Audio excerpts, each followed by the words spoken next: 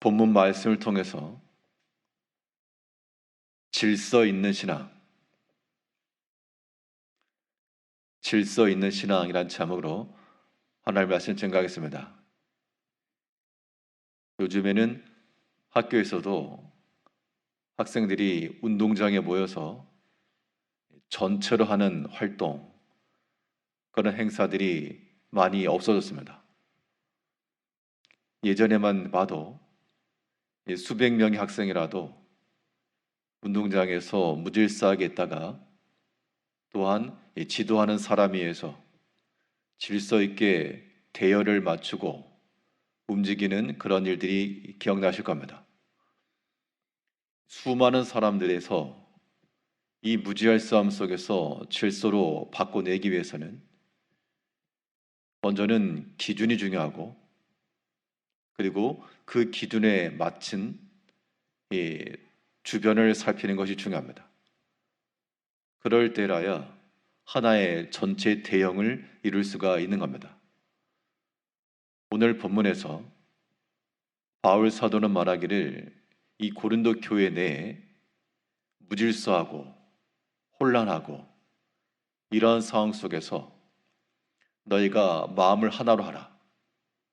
일치를 봐서 같은 마음, 같은 뜻, 같은 말을 이루라고 권하고 있습니다.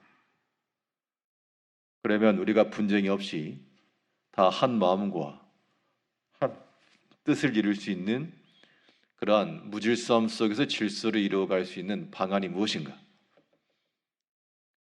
우리 개인의 삶도 그러하고 우리의 공동체의 삶에서 이런 질서 있는 신앙을 이루기 위해서 우리가 유념해야 될 것이 무엇인가? 오늘 본 말씀을 통해 살펴보게 되면 먼저는 하나님 기준을 가져야 됩니다. 우리 개인 신앙도 마찬가지요. 또 함께하는 공동체 신앙에서는 어떻게 질서를 이룰까? 서로가 다른데 어떻게 하나를 이룰까? 방법은 오직 기준을 하나님께 두는 데 있습니다. 하나님께 기준을 둔다라고 하는 것은 영이신 하나님이 육체인 우리 가운데 거하실 때 하나님께서 우리에게 말씀 주시고 그 말씀 안에 거하게 하셨으므로 모든 성도들이 이 말씀과 일치를 이루게 되면 그것이 곧 하나님 기준에서의 삶이요, 서로 같은 말, 같은 뜻, 같은 마음을 지닐 수 있는 길이 되는 겁니다. 우리 10절 다시 보면, 형제들아 내가 우리 주 예수 그리스도 이름으로 너희를 권하노니 너희가 모두 같은 말을 하고 너희 가운데 분쟁이 없이 같은 마음과 같은 뜻으로 온전히 합하라. 같은 마음과 같은 뜻과 같은 일을 행할 수 있는 유일한 길은 바울 사도가 말한 대로 주 예수 그리스도 이름으로 너희를 권한다. 주 예수 그리스도 이름으로 너희가 행할 때 바울 자신도 내가 너에게 이르는 바 내 개인의 말이 아니요 주 예수의 마음을 가지고 내가 너에게 권한다 라고 말하고 있고, 너희 또한 너희 개개인의 사사로운 것을 뒤로하고 주 예수 그리스도 이름을 따라 그가 하신 그 말씀을 기억하고 그 말씀과 일치를 이루어갈 것을 얘기해 주고 있습니다. 우리가 하나님 말씀의 일치를 이룬다라고 하는 것은 단순히 우리가 성경의 지식을 알고 그것을 실천한다 그렇게만 생각할 것이 아니라 우리 자신을 하나님의 성품으로, 신의 성품으로 변모시켜 간다라고 하는 마음을 지녀야 됩니다. 그럴 때라야 일치가 일어나는 겁니다. 나 따로 하나님 따로 이것이 아니라 우리가 주의 말씀을 살피고 또한 그의 말씀의 권면을 따라 살아간다는 것, 근본적으로 우리 자신이 하나님의 합한 사람으로 변화되기를 간구하며 그런 목적을 가지고 살아갈 때라야 우리가 전체의 질서를 이룰 수가 있고 또한 하나님과의 일치를 이룰 수가 있다는 겁니다. 오늘 하루의 삶 동안에도 무엇보다 우리 자신의 마음과 말과 행실들이 하나님 기준에 서서 그의 마음과 그의 성품으로 변모가 되어야 되겠고, 우리 모두가 다 그러한 개인적 책무를 지니고 있다는 겁니다.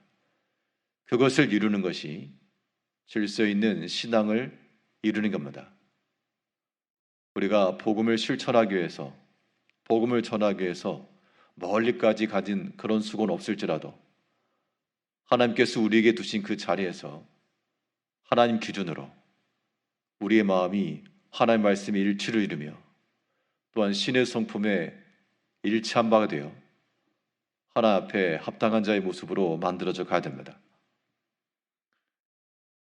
기준이 하나님이시면 이제는 그 주변을 봐야 됩니다. 대형을 맞출 때도 반팔을 벌려서 기준을 중심으로 했을 때 반드시 옆을 보고 맞추는 겁니다. 즉 우리의 개인 신앙 생활에 있어서도 하나님 기준이 필요하고, 또한 우리가 주변을 살핀다 할 때는 영혼을 보는 겁니다. 우리 개인에게 있어서의 질서는 우리 자신의 영혼을 살펴야 되고, 육체로만 있지 않고 반드시 우리의 영혼을 봐야 됩니다. 영적인 상태를 봐야, 그래야 우리의 신앙의 질서가 이루어지는 겁니다. 육체로는 즐거움이 있고 육체로는 편하고, 그렇지만 우리 영혼이 신음하고 있고 고통받고 있다 그러면 우리 개인에게 있어서도 신앙의 불일치입니다.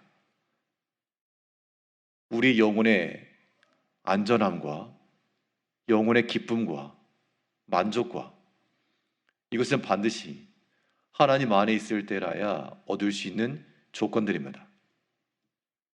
우리 개인의 신앙 생활에 있어서도 오늘 하루 종일 삶에서도 우리 영혼을 살피고 영적인 상태를 돌아보주는 그런 면이 있어야 되겠고, 오늘 본문에서 바울 사도는 너희가 교회 내에서 분쟁 없이 하나가 이루고자 할 때 하나님 기준으로 각자가 세워질 뿐만 아니라 또한 주변 형제를 살피고 형제를 사랑하고 그들을 품어줄 것에 대해서 얘기해 주고 있습니다. 오늘 본문의 근거는 이 고린도 교회에 분쟁이 있다라고 하는 소식들을 어떤 일부가 전해줬고 그 상황에 대한 설명을 해줬습니다. 11절부터 보면, 내 형제들아, 글로의 지편으로 너희에 대한 말이 내게 들리니 곧 너희 가운데 분쟁이 있다는 것이라. 내가 이것을 말하거니와 너희가 각각 이르되 나는 바울에게, 나는 아볼로에게, 나는 게바에게, 나는 그리스도에게 속한 자라 한다는 것이니 그리스도께서 어찌 나뉘었느냐. 바울 사도는 고린도 교회 사정을 들으면서 심히 걱정하면서, 물론 각 사람들마다 틀린 말을 하지 않았습니다. 다 자기의 입장에서 자기의 주장대로 얘기를 해서 나는 바울에게, 나는 아볼로에게, 나는 게바에게, 나는 그리스도께 각각의 입장을 얘기했으나 서로가 서로를 돌아보지 못한 그런 면 때문에 분쟁이 생겼다는 겁니다. 우리가 하나님의 교회를 세워나가면서 나와 다른 생각과 나와 다른 방향성을 지닌 그러한 속에서 놓일 때 굉장히 불편함을 느낄 수 있습니다. 그러나 하나님께서 우리를 이러한 불일치된 사람들 속에 두셨으므로 우리가 하나님의 뜻을 거역하지 않고 분명히 다른 생각과 다른 마음을 갖는 것이 어떻게 보면 당연할 수 있습니다. 이때 우리가 해야 될 일은, 그래도 우리가 이 무질서함 속에서 질서를 세워야 되므로 돌아보는 마음을 좀 항상 지녀야 되겠고요. 또한 용납하는 마음도 동시에 있어야 됩니다.